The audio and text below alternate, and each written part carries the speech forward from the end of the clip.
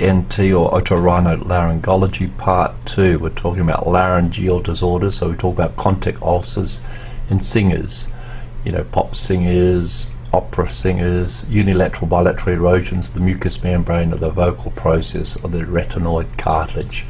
Basically, they're overusing and need voice rest. And there's all sorts of therapies for it, including different types of sprays and medications that these singers and rock stars go to. Laryngitis or viral upper respiratory tract infections, inflammation of the larynx, usually the result of virus overuse, and the patient gets hoarse, you know, so they get a sore throat, lose their voice. It's actually not painful, so the patient getting hoarse. So diagnosis, clinical findings, maybe laryngoscopy if it's available. It's particularly when the symptoms persist more than 3 weeks. You've got to take hoarseness greater than, say, 3 weeks very seriously. Look for something nasty. Viral laryngitis, that's self-limited symptomatic treatment. Inhalational treatment, maybe antibiotics.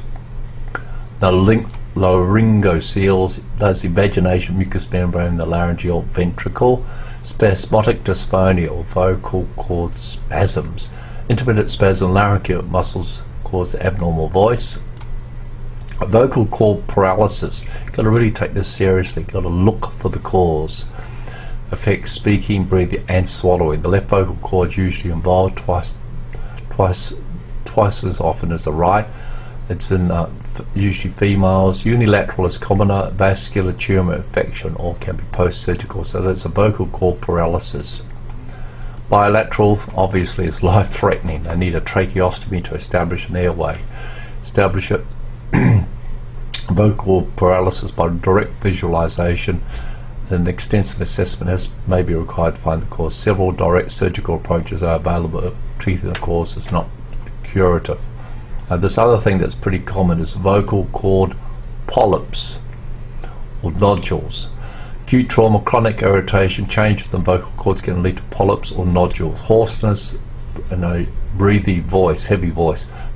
When persists greater than 3 weeks, need to look it up, need to investigate further, particularly the hoarseness. Dictates visualization of vocal cords. So a lot of these problems with the vocal cords, hoarseness, visualization of the vocal cords is really useful.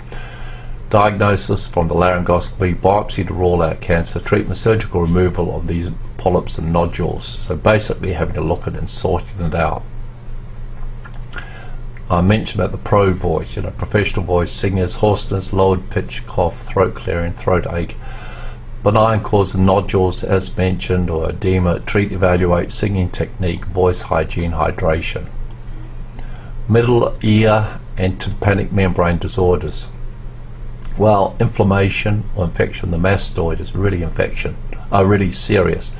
Can cause from spread from the middle ear, may lead to cerebral abscess or lateral sinus thrombosis. You don't see this much now with the advent of antibiotics and better upper airway hygiene and less smoking.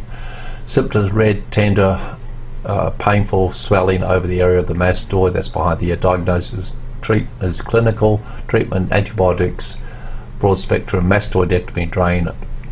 Myringitis or bullous myringitis, a form of acute otitis media, and where vesicles occur in the tympanic membrane. So use your otoscope, have a look at the membrane, see these vesicles.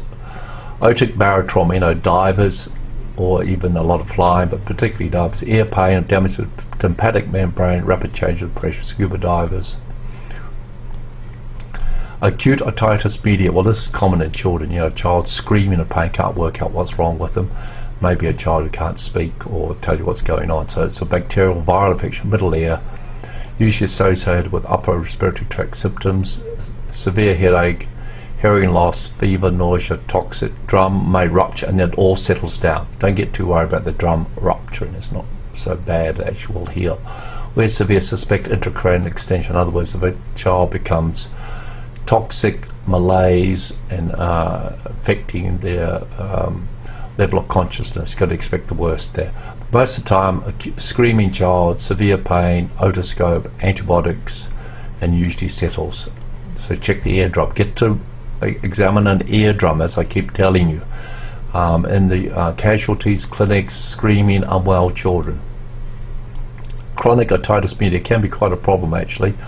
Persistent, chronically draining, suppurative perforation of the eardrum. In other words, infection keeps coming out from the middle ear. More than 6 weeks. Painless, otorrheo-conductive hearing loss. There'll be hearing loss, won't there? Complications, polyps, the so-called thing called cholesteatoma. Used to see a lot of this in days before antibiotics. Maybe a staph infection. Treatment, complete clearing, got to be all washed out several times daily. Carefully removal of this chronic inflammatory material, granulation tissue, antibiotics and surgery. Otitis media, common children, as a cause, C-A-U-S-E, hearing loss. Fusion in the middle ear from incomplete resolution, acute otitis media, blockage of the eustachian tube. So the eardrum's not bulgy, not looking red or angry, but it's not looking entirely normal. So hearing loss, feeling fullness or pressure in the ear. Diagnosed, look at the drum, maybe measure the pressures across the tympanic membrane. Most cases resolve 2 to 3 weeks. If not by 1 to 3 weeks, then you may need to drain insertion of a tube. Tympanostomy tube. This is what the keeps the ear, nose and throat surgeons busy putting these tubes into the tympanic membrane to prevent hearing problems and in a child's early development, to prevent problems with learning to speak properly or develop a chronic hearing problem. Otosclerosis is common in older folks. Problem of the bone, otocapsular, abnormal accumulation, new bone, restricts the stapes, mainly stapedectomy. So you remove it, put a new one in. Middle ear hearing loss. Tympanic perforation, traumatic perforation, tympanic membrane, that's the eardrum. Blunt object, explosion, diving, flying. Perforation, tympanic membrane, severe pain, bleeding, blood from the ear. Look at the drum. Often treatment's not, although it's dramatic and you think it's pretty bad, actually a lot of them will heal. So you just antibiotics cover for infection. If the rupture persists, then you need to get the ear, nose and throat surgeon involved. They may need some sort of surgery. Nose and paranasal sinus disorders. These can be quite painful, disabling, quite a problem for the patient. Get nasal polyps, polyps in the nose, allergy, infection, cystic fibrosis, fleshy outgrowths on nasal mucosa will form at the side of the edema in a deeper layer of the mucous membrane. Rhinitis, inflammation, nasal mucous membrane, rhinorrhea, itching, sneezing, discharge, viral, bacterial, allergy component. Treat humidification, sympathomimetic medication, antihistamines, bacteria, maybe a bacterial super infection. Sinusitis can be quite disabling and painful for the patient. The sinuses of the patient, need to look it up in the anatomy text, but you've got them basically above the eyes, below the eyes, axillary sinus between the eyes and the mouth. It can be big, poor to drain, poor drainage, poor initial design. Nasal obstruction, congestion, purulent rhinorrhea, hard to treat. Antibiotics for several weeks, decongestants, heat, steam, inhalations. Recurrent sinusitis, they may actually need surgery to drain the sinus. Note fungal sinusitis in HIV patients. That's the end of part 2.